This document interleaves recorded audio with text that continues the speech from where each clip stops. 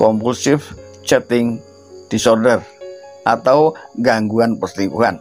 Ya, gangguan perselingkuhan ini adalah Selamat menyaksikan dan dukung terus channel Kang Kumis. Semoga bermanfaat.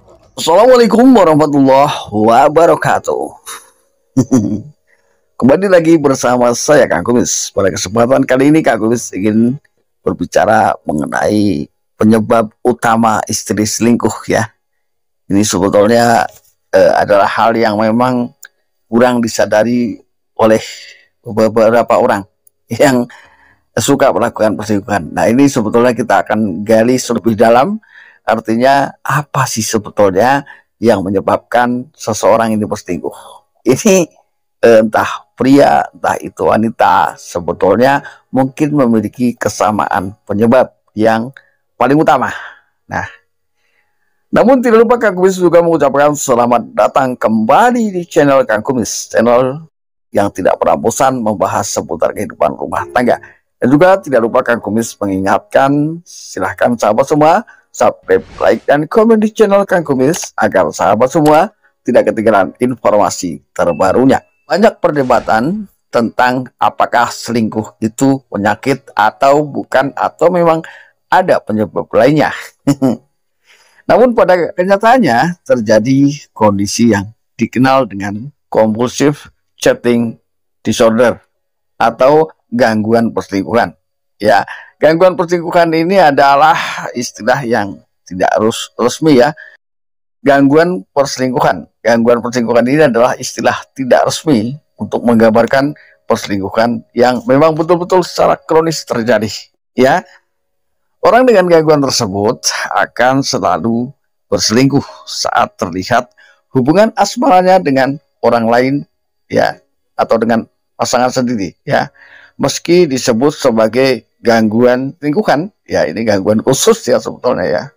Di dalam buku manual diagnostik untuk gangguan tral ya, ini adalah, walaupun ini tidak berlaku secara resmi ya, dengan kata lain adalah perselingkuhan bukan merupakan gangguan atau sejenis penyakit mental.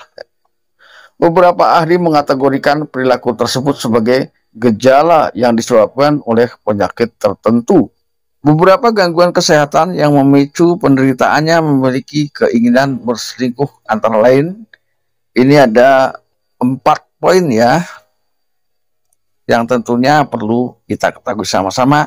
Ini adalah penyebab utama yang mendasar ke beberapa penelitian. Memang ini adalah hasil yang berhasil dikumpulkan ya dari berbagai peneliti.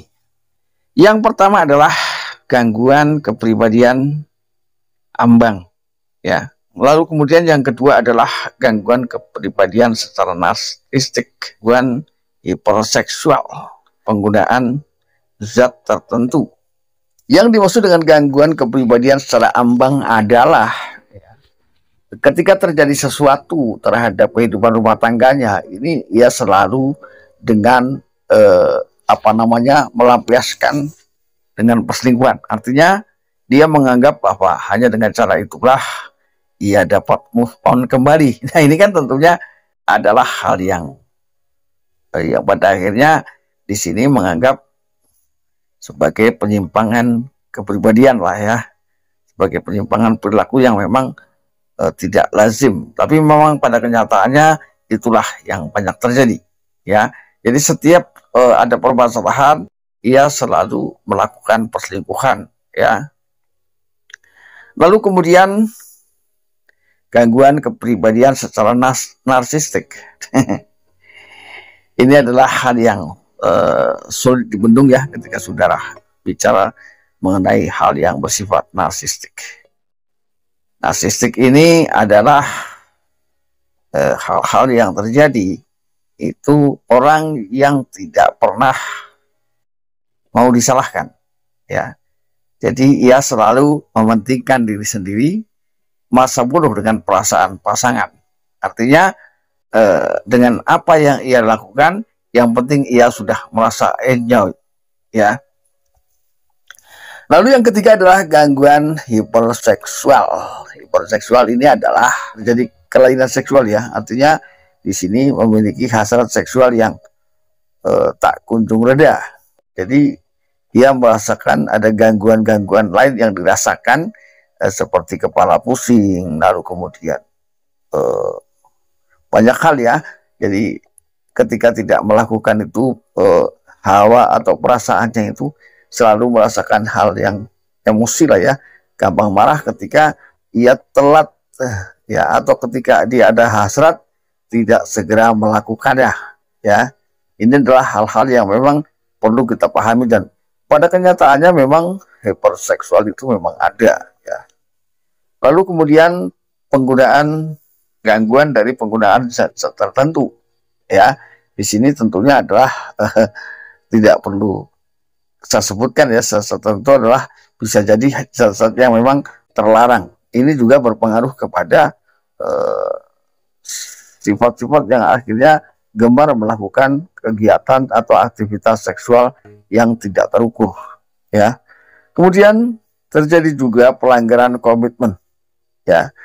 Pelanggaran komitmen itu adalah mungkin di awalnya sudah banyak perjanjian komitmen, lalu kemudian banyak hal yang sudah disepakati, namun pada akhirnya seiring berjalannya waktu, pada akhirnya komitmen tersebut tidak dilakukan, atau ya, komitmen yang sudah disepakati selalu dilanggar. Tentunya selalu menyisakan luka ya yang mendalam hingga tumbuhnya rasa tidak percaya pada diri pasangan ya. Artinya karena memang komitmen yang sudah berusaha untuk diwujudkan berkali-kali, Pak, misalnya ketika suami istri sudah komitmen, lalu biasanya siapakah yang melanggar lebih dulu ya.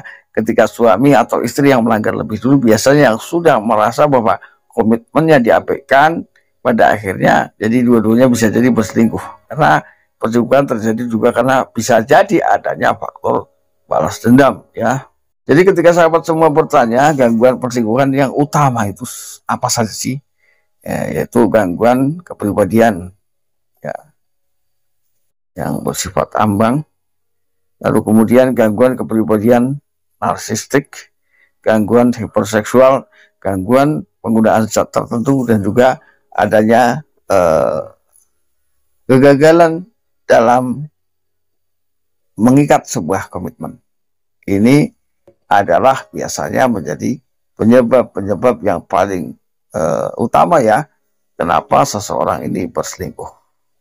Nah sahabat, itulah yang dapat kami sampaikan, dan jangan lupa saksikan video-video berikutnya di channel Kang Kumis. Mudah-mudahan ini bermanfaat, dan akhir kata, shalom harmonis bersama Kang Kumis. Wabillahi taufiq walhidayah. Wassalamualaikum warahmatullahi wabarakatuh.